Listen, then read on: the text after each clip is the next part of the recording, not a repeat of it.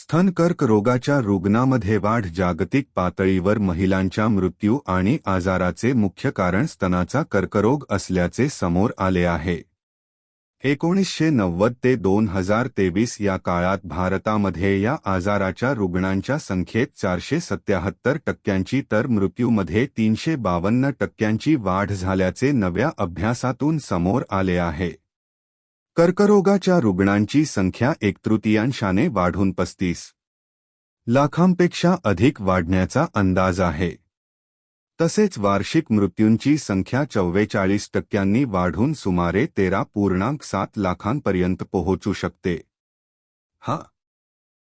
The Lancet oncology या नियतकालिकात प्रकाशित झालेल्या अभ्यासानुसार 2023 मधील 23 लाख प्रकरणांच्या तुलनेत 2050 पर्यंत जगभरातील स्तनाच्या अभ्यास अमेरिकेतील IHME वॉशिंग्टन विद्यापीठातील केली बंगडिया यांच्या नेतृत्वाखाली करण्यात आला.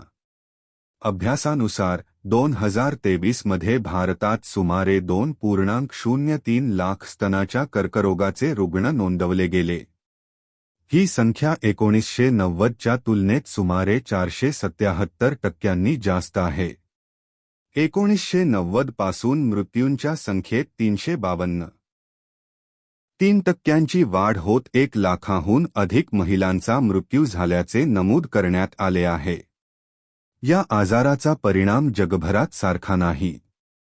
उच्च उत्पन्न असलेल्या देशांच्या तुलनेत निम्न व मध्यम उत्पन्न असलेल्या देशांमध्ये या आजाराचा अधिक गंभीर प्रभाव दिसून येतो.